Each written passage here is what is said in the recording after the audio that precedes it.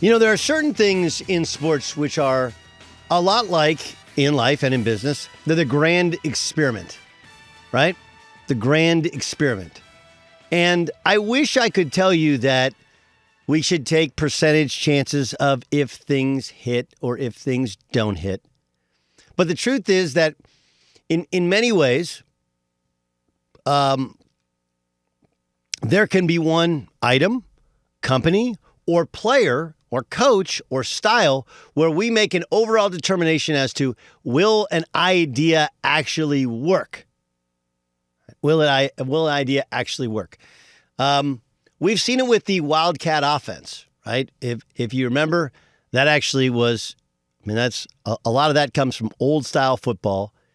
It came into college football when Houston Nutt was the head coach of Arkansas. Right? It's a real story. Houston Nutt was and they had, I think, the Wild Hog offense, right? And then it became the Wildcat offense. And we started seeing it. The Dolphins used it in the NFL. But what's interesting is that at some point that tipped, that jumped the proverbial shark. Right? And it was when teams would use it in a big spot, it would be seen as too much of a gadget. You couldn't throw the football, and you didn't have confidence in using it in big games. In basketball coaching, there's always been the question of, can you press in the NBA? Can you play all out and press in the NBA? Rick Pitino came to the Knicks, and he tried it after it worked at Providence, and maybe the league wasn't ready for it. They also shoot a lot of threes. He was the first to truly embrace the three-point shot, both in college and in the pros, and it didn't work. I bring it up because we're in this new era of quarterback. And by new era, I don't mean mobile quarterback. Obviously, we've been trending that way, but the reality of it is you still have to do it from the pocket. Right? You just do. To win games, as much as Pat Mahomes is unbelievable, it's still throwing the football. The threat of him running is a legit threat, but it's the threat of him making a play with his arm, and he can make every play from the pocket as well as out of the pocket. That's allowed him now to win 2 Super Bowls and to get to the AFC Championship game every season he's been a starting quarterback. Right? The new age starting quarterback is not just mobile, but he's mobile in the pocket and can throw in the pocket as well as hopefully outside of the pocket. I know we're looking for guys that can run for a first down, and that's become all the rage. But the fact is, go and look at the guys who have won the most Super Bowls. And what does Tom Brady have in common with Peyton Manning, have in common with Eli Manning, have in common with, right? Those dudes are not, it's not that they're not fast. They're slow for professional athletes. So if you have to do your damage from the pocket, the question always falls back on, well, your skill set, right? Can you do it? And then 2, with these diminutive quarterbacks. And we've gotten smaller and smaller and smaller. When I was a kid, right? This is a real thing. When I was a kid, I was a quarterback growing up. And believe it or not, I stopped playing football into high school because, well, you're too small to play quarterback at college when you're 6 feet tall. That's what everybody said. Too small. Do you remember, do people remember that Mark McGuire's brother was a quarterback? You guys remember that? He was like 6'8". You're like, oh my God. Like, these guys were so big, they block out the sun. And size was everything. Size and arm strength. Right? And the truth is that there's still a size quotient, but we've, in many ways, in basketball, worked the way of size doesn't matter as much. Positional versatility, toughness, skill, be able to shoot the basketball. Pat Mahomes is not a huge dude. He's wider and thicker, boss, than most people think that he is. But he's not like 6'5", 6'6". We've been working the way kind of back to where it's like, does it really matter? Like, Pat Mahomes is not huge. Aaron Rodgers is not huge. You know, Russell Wilson obviously is not a big guy at all. Like, you meet Russell Wilson, you're like, that's it? Yeah. And then, Kyler Murray, number 1 overall pick. Now we're at Bryce Young. Bryce Young is just not a big dude. Right? There are guys that can be big guys. Like, usually quarterbacks walk in the room And most of them, for years, have looked the same. White or black, it doesn't matter. They all have like just a presence about them, right? They all have a presence about them.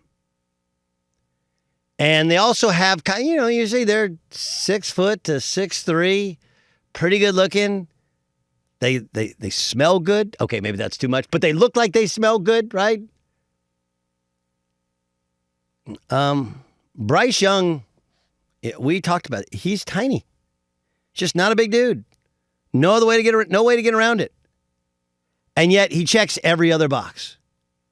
And so I just wonder, or maybe I don't wonder, maybe I know, like this is the grand experiment, right? Because we've had, Mike Vick's not a big dude, but he's like a track star. Right? And even Mike Vick, obviously some of it was off the field, but remember, he got hurt on the field. That derailed part of his career. And, I wonder what he would be like in these offenses. But I thought this was interesting. Jeremy Fowler wrote a piece. He asked at least 20 NFL personnel people, and the votes are evenly split between Bryce Young and Ohio State's C.J. Stroud. And there might be a slight edge to Young, he wrote, but it's too close to decipher who is the true favorite right now. It feels like this is where the trend of smaller quarterbacks live or die, right? Wildcat was cool for a moment, then it died. It reminded me of, remember a lot of the things we did during COVID? There were just people like, you know what? I'm just going to pack up. I bought an RV, and I'm just going to travel and set up shop and see the country. And it was great, and it was healthy. And now you're like, wait, you're living in an RV? Are you homeless? How do you work? The rest of society has gotten back on track. Right? Whereas there are other companies that, we started with MySpace, you end up on Facebook. Facebook has evolved and lasted. It's still there. They changed their name to Meta, but it's still Facebook. It's still there. Not every trend dies. YouTube. Now, YouTube has evolved where now you can watch TV on YouTube, but still the idea that you can build your own channel, produce your own content, put it out there, and people can select it or not select it and make money upon it. That has made people millionaires and has found its way to sustain itself. So this is not me saying that Bryce Young won't be a sustainable trend for smaller quarterbacks. I'm just telling you, he feels like he is the last big test case. Because I want you to think about, take a snapshot of now. We were convinced a year ago that Russell Wilson, or some were convinced that Russell Wilson was the reason Seattle had been able to sustain being solid, right? And now you look back and you're like, well, they maybe had to hide him. They always had a great defense. They ran the football. They limited. And then end of the game, he would run around and try and make a play. Right? And now when you don't have the great defense, the great running game, and you're not in close games, now when you have to win it on your own in the pocket, I don't know. It's very fair to say, and I'll admit, last year when the Broncos got him, I was like, wow, trouble. And these two things, just like we said yesterday, can coincide. Nathaniel Hackett can be an abject disaster as a head coach, but Russell Wilson also has a lot of questions to answer after his performance. Because you look back and you're like, wait a second, he was kind of bad at the end of the Seattle run. And then at the start of the Seattle run, he just handed the ball off. Right? He didn't win without Marshawn Lynch. He didn't win without the Legion of Boom, win big without the Legion of Boom. Okay, what about Kyler Murray? He's smaller. How's that working out for you? He got hurt. As we told you, athletic running quarterbacks have a tendency to get hurt more. And now he's a great thrower, unbelievable thrower of the football. But in addition to, and we'll get later on questions about his work ethic, there's questions about, can he actually see what he's doing? Is he too little? Now you have Bryce Young, who's smaller and thinner and less of a big man presence. And Michael Lombardi's been doing this for 30 years at the very highest level. And his saying is, there's place for the little man in football. It's just not behind the big man. This is the test case. That's why it's fascinating. Like we all have reasons why we love sports. Right? Some people love sports because of the physicality and the contact. That's cool. Some people love it for the trash talk. Some people love it because it's my town or my team versus your town or your team. Some people love it because, especially pro football, hey, I saw that guy in college and I called it he was going to be a star before everybody else. One of the things I like best about sports is the stories and trends, just like any other business. Right? And when a new business launches, everybody wants to be the guy who calls it. That'll work. That won't work.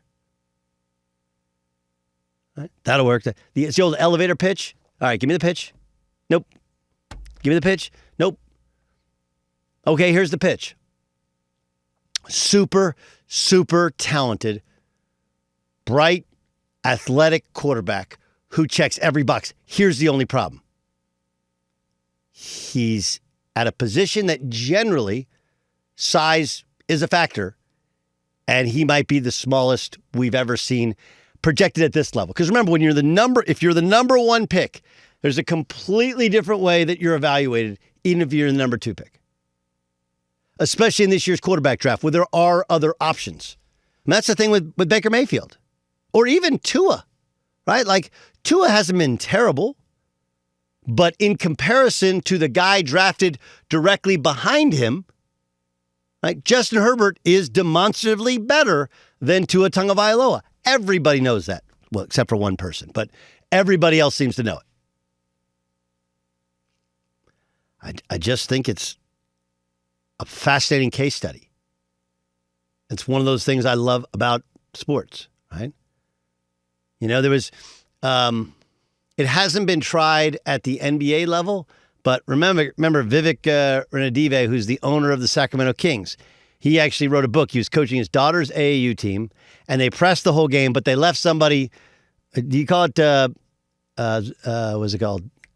I mean, cherry picking is what it's always been called here, but it's also called snowbirding in parts of the Midwest and the South, where they literally left a player, it was like 4-on-5 on defense, and then they throw it up and lay the ball in.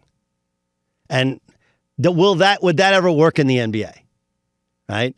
Would it ever work to shoot all 3-point shots? Like, there's all these kind of hypotheses become theories.